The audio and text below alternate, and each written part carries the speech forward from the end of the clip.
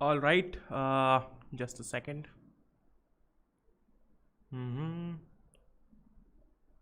Okay, hello everyone, कैसे सभी लोग? आई होप कि आप सभी लोग सेफ होंगे एंड वेलकम टू अनअकैडमी। सो आज बेसिकली ये जो सेशन है काफ़ी चिल सेशन मैं कह सकता हूँ। वाई? बिकॉज इस सेशन के अंदर ना हम लोग नाइन्थ और टेंथ की कलेक्टिवली बातें करने वाले हैं।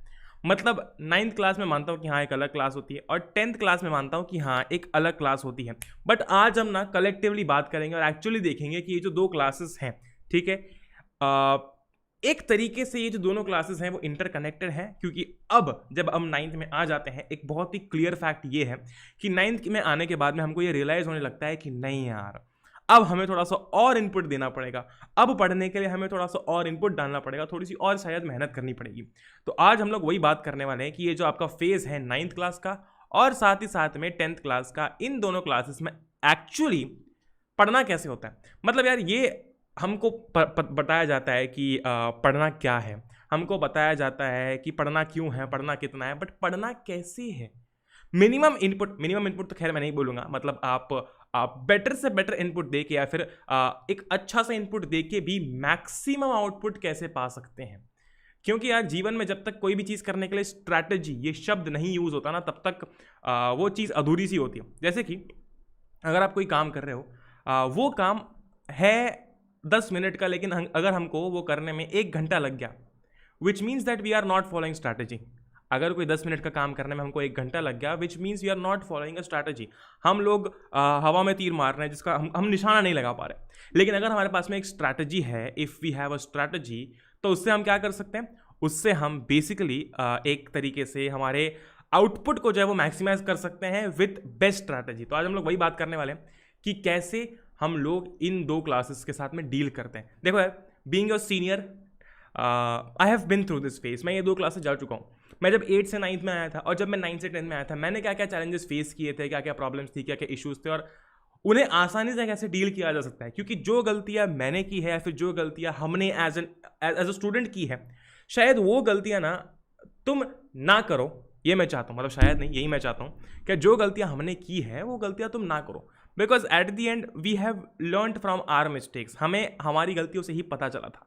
बट अगर आपको कोई अपनी गलतियां मिस्टेक्स बता रहा है, ठीक है, तो यार उससे अच्छी चीज़ और क्या हो सकती है? हमें सामने वाले की मिस्टेक से सीखने को मिल रहा है। ठीक, ऑल राइट, आगे बढ़ते हैं। Let me just check if हमारा ऑडियो आउटपुट जो है वो सही जा रहा है। जस्ट अ सेकेंड, एक सेकेंड हम देख लें। मेरे हिसाब से yes, you are going good. Okay okay okay okay, चलो let's start this once again. Alright, so जिसको मेरे बारे में नहीं पता यार, I am Atharva Puranik and I teach, of course मैं क्लास 9 और क्लास 10 दोनों को पढ़ाता हूँ, but I teach chemistry on YouTube. मतलब अगर आप अनअकैडमी 9th and 10th इस चैनल की बात करते हैं, जो एक चैनल है, ठीक है, उस चैनल पर मैं पढ़ाता हूँ केमिस्ट्री, एंड बाकी तो मैं मैथ्स और ऑफकोर्स फिजिक्स भी पढ़ाता हूँ ऑन स्पेशल क्लासेस। ठीक है, इसी के साथ साथ यार मैं क्लास 9 के लिए फिजिक्स पढ़ाता हूँ। ठीक, alright, and one more thing यार, हमने पिछले कुछ महीनों में कुछ बहुत ही रिकॉर्ड ब्रेकिंग सेशंस किए हैं CBSE कैटेगरी में, जहाँ पर हमारी काफ़ी सारी क्लासेस में यार एक क्लास में 9000 से भी ज़्यादा बच्चे लाइव पढ़ रहे थे। ठीक है, इस क्लास के अंदर 9000 से भी ज़्यादा बच्चे लाइव पढ़ रहे थे। ये एक मैराथन थी, और सिमिलरली हमने ऐसी बहुत सारी मैराथन्स किए जिसमें कुछ 6-7 हज़ार बच्चे थे, किसी में 5000 थे, किसी में 9000 थे। So we have done these record breaking sessions जो कि CBSE कैटेगरी में हुए हैं। ठीक, आगे बढ़ते हैं। अब ज़रा बात कर लेते हैं, हम सेशन स्टार्ट करें उसके पहले मैं एक चीज़ तुमसे डिस्कस करना चाहता हूँ, that is regarding the Unacademy subscription. हम लोग फटाफट बात करते हैं यार। यहाँ पर अगर आप एक क्लास 9 के भी या फिर एक क्लास 10 के भी स्टूडेंट हैं, तो आप ये जो अनअकैडमी का सब्सक्रिप्शन है वो 100% चेक कर सकते हैं, क्योंकि यहाँ पर आपको बहुत सारे प्लान्स देखने को मिलते हैं। ठीक है, मैं पर्सनली रिकमेंड करता हूँ ये 6 मंथ्स वाला प्लान। वाई?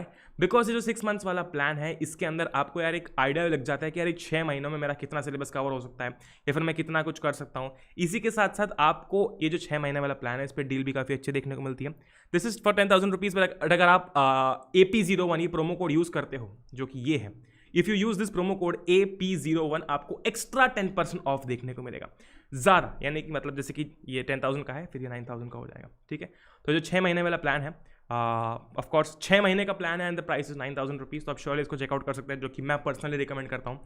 क्लास 10 के लिए भी ऑफकोर्स अगर आप अभी क्लास 10 के अंदर हैं तो यार अभी एग्जाम आने में तो आपके 3-4 महीने हैं, तो you can surely check this out. और 9th में तो फिर क्या ही कहना। ओके आगे बढ़ते हैं।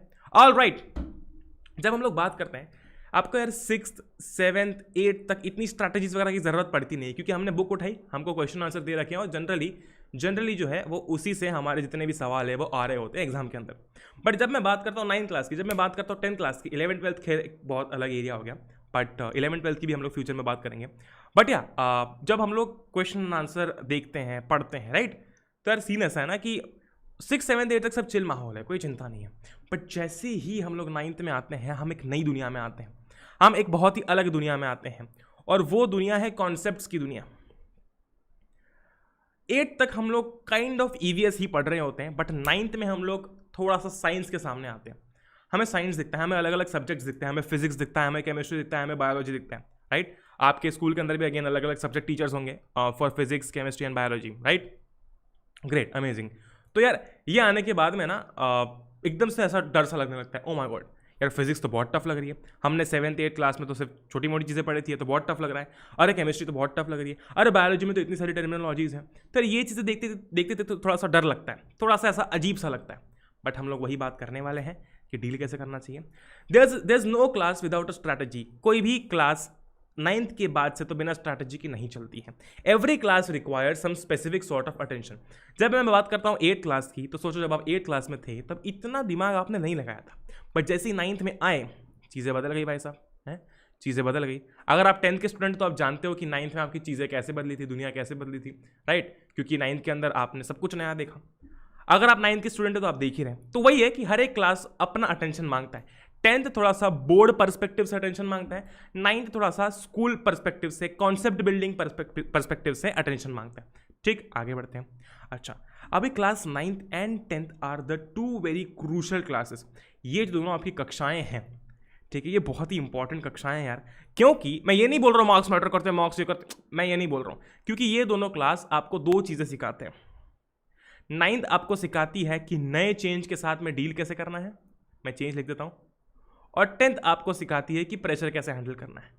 क्योंकि 9th में आप 8 से आ रहे हो तो आपके सामने चेंजेस हैं, और 10th में आपके ऊपर है किसका प्रेशर, बोर्ड का प्रेशर। पीयर प्रेशर तो होता ही है, बट 10th के अंदर हम पर क्या प्रेशर होता है, बोर्ड का प्रेशर। तो ये 2 क्लास आपको जीवन में थोड़ा बहुत तो कुछ सिखाई जाती है, राइट। अभी और आगे बात करेंगे। ठीक, क्लास 9th की बात करते हैं। This is a very different class from class 8। It has some more concepts and details which might seem difficult. हम लोग बात कर ली इसकी। These new topics require some special attention। ये जो नए नए टॉपिक्स होते हैं ये कुछ नया अटेंशन आपका, स्पेशल अटेंशन आपका मांगते हैं, है कि नहीं। Great. Class 10th, this is a class where everyone is tensed about boards. यहाँ पर प्रॉब्लम ये नहीं है, 10वीं क्लास में ना प्रॉब्लम सिलेबस की नहीं होती, आसान होता है, ट्रस्ट मी, आसान होता है। प्रॉब्लम होती है बोर्ड्स की, क्योंकि यहाँ पर लाखों बच्चे आपके साथ में जो है वो एग्जाम दे रहे होते हैं, ठीक है। और इस तादाद में जब एग्जाम देने आप जाते हो तो आपको थोड़ा सा डर लगता है, बिकॉज आपने अभी तक सिर्फ एक बेसिक लेवल पर, कितने बेंचेस होते हैं क्लास के अंदर, आपकी क्लास के अंदर फिर आपके पूरे जितने भी सेक्शंस हैं 4-5, वो सबको मिला के आपने एग्जाम दी है। लेकिन अब आपको बिल्कुल एक नेशनल लेवल पर एग्जाम देनी, मतलब आपको क्या करना है कि अब आपको इतने सारे बच्चों के साथ में एग्जाम देनी है। थोड़ा सा डर हमको लगता है कहीं ना कहीं, क्या इतने सारे बच्चे बोर्ड के एग्जाम देंगे, राइट। बट वो भी खैर आसान होता है, उस फेज से भी हम निकल जाते हैं। ठीक, ग्रेट। अच्छा, to be very honest this class is much more easier than 9th से सिलेबस वाइज 10th क्लास आसान होती है। आगे बढ़ते हैं। अब हम लोग बात करने वाले हैं कि बुक्स, नोट्स और प्लानिंग, ये जो 3 आपकी मेन चीजें हैं, ये तीनों आपको 9th और 10th में फॉलो कैसे करनी है।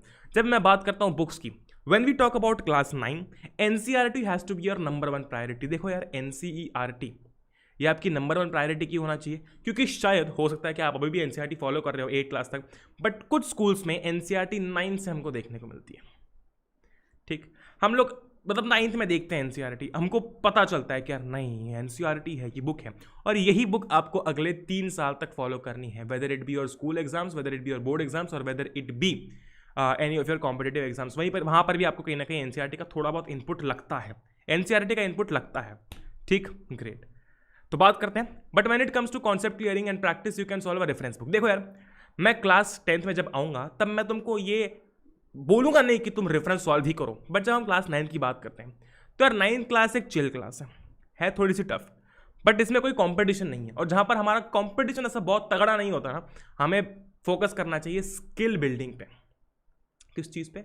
स्किल बिल्डिंग पे। और नाइन्थ भी क्लास है जहाँ पर आप जो है वो एक कोई भी रेफरेंस उठा के जो है वो थोड़ी बहुत प्रैक्टिस कर सकते हो। ठीक, मतलब आपने क्या किया, मैं ये नहीं बोल रहा हूँ कि तुम साइंस के लिए भी रेफरेंस लेकर आ जाओ, सोशल के लिए भी रेफरेंस लेकर आ जाओ, नहीं। मैं कह रहा हूँ कि मैथ सॉल्व करते समय एक रेफरेंस का हम यूज़ कर सकते हैं, क्योंकि नाइन्थ के अंदर आप यार एक बहुत ही नए एरिया में आ चुके हो, बहुत सारे नए मैथ्स के कॉन्सेप्ट्स हैं, इनको सॉल्व करने में ना एक टाइम बाद आपको मज़ा आने लगेगा। ठीक, सो मेक श्योर अगर आप सेशन के स्टार्टिंग में हो अगले साल, मतलब अगर आप 8 में अभी ये वीडियो को देख रहे हो तो आप ऐसा कर सकते हो। अब मान लेते हैं कि आप जो है एग्जाम के काफ़ी करीब हो, जो कि आपकी फरवरी में आने वाली है। ठीक, फरवरी में आपकी जो एग्जाम है वो आने वाली है। ठीक, ग्रेट। अभी फरवरी की जो एग्जाम आने वाली है, मैं आपको एक ही चीज़ रिकमेंड करूंगा कि स्टिक टू योर NCERT, और कहीं मत भागना प्लीज़। हमें 10 बुक मिलेंगी, 10 बुक बहुत ही अच्छी लगेंगी, बहुत ही ग्लोरीफाइंग बुक्स लगेंगी, लेकिन at the and NCERT is NCERT। Please NCERT पर स्ट्रिक्ट रहना, कहीं जाना मत अभी, क्योंकि एग्जाम आने वाली है। मैं जब नोट्स की बात करता हूँ, ये बहुत ही क्रूशल टॉपिक है। There are 2 types of notes, highlighted and hand written notes. Always have both of them ready so that you have your own school in mind. भैया ये क्या लिखा हुआ है? मैं ये कह रहा हूँ यार कि जब आप बुक पढ़ते हैं, जब आप NCERT पढ़ते हैं, तो आप हाईलाइट करते हैं चीज़ों को। ठीक है, वो हाईलाइटेड नोट्स तो जीवन भर होने ही चाहिए साथ में। क्यों? क्योंकि वही हाईलाइटेड नोट्स आपको याद दिलाते रहते हैं कि इस कॉन्सेप्ट को, इस टॉपिक को पढ़ते समय मैंने किस चीज़ को इंपॉर्टेंट समझा था, या फिर किस चीज़ को मैंने इंपॉर्टेंस दिया था। आपका ब्रेन उस चीज़ को रिकॉल करने लगता है। सो मेक श्योर, अभी खैर आपके पास में समय थोड़ा सा कम है, तो मेक श्योर कि आपने जितने भी पॉइंट्स हाईलाइट किए थे उनको आप रिवाइज करो। अगर नहीं किए हैं तो यार whenever you are going through your book, just make sure कि आप अंडरलाइन करते जाओ, और जब रिवाइज करो तो इनको ही पढ़ो, क्योंकि अभी शायद समय कम है हमारे पास में। NCERT अभी भी आप पढ़ सकते हो। ठीक है, अभी भी समय है, इतना भी बहुत समय चला नहीं गया आपका, अभी भी समय है। अगर थोड़ा सा शिद्दत से हम लोग पढ़ते हैं तो अगले 10 से 15 दिन में हम लोग हमारा साइंस खत्म कर सकते हैं। पूरा साइंस अगले 10 से 15 दिन के अंदर तुम अपने आप खत्म कर सकते हो। एक अगर टिप दूं तो सीधा 1 शॉट वीडियोस उठाओ और चालू हो जाओ। ठीक, 1 shot videos plus NCERT clear combination है। किसी ने अभी तक कुछ नहीं भी पढ़ा है तो भी काफ़ी तोड़-फोड़ नंबर आ सकते हैं इससे, सीरियसली, क्योंकि वन शॉट लेक्चर्स में आ जाता है। 1 शॉट लेक्चर्स अभी समय नहीं ना हमारे पास में। अगर हमारे पास में भी समय होता कि यार मैं एक घंटे के 5 पार्ट्स देख सकता हूँ तो मैं देखता, बट जब हमारे पास में समय नहीं है, हम ये तरीका अपनाएंगे। बहुत सही तरीका होता है, और NCERT तो हम फॉलो करेंगे ही करेंगे। Right, great, amazing. आगे बढ़ते हैं, प्लानिंग की बात करते हैं। हमेशा यार, अभी नहीं बोल रहा हूँ, बट आपका अभी एग्जाम आने वाला है, सो मेक श्योर कि आप एक वीकली प्लानर बना रहे हो। अगर आपकी एग्जाम लेटेस्ट है कि 2nd वीक ऑफ फरवरी से स्टार्ट हो रही है, तो आपके 2nd वीक ऑफ फरवरी तक का प्लानर रेडी होना चाहिए कि यार इस डेट पर ये होने वाला है। जब तक प्लानिंग नहीं करोगे तब तक कुछ समझ नहीं आएगा। आज 2 चैप्टर किए, कल एक भी चैप्टर नहीं किया, परसों 5 चैप्टर कर लिए, कुछ डेटा ही नहीं है हमारे पास में, अरे ये हो गया। Right, great. आगे बढ़ते हैं। क्लास 9 की जैसे कि मैं बात कर रहा था, फिर हम क्लास 10 की बात करेंगे। Make hand written detail notes for every chapter to have a detailed answer for each and every question. ठीक, ये चीज़ आप अभी भी कर सकते हैं अगर आपको करना है तो, बट आपके जो हैंड रिटन नोट्स होते हैं ना, वो काफ़ी काम आते हैं।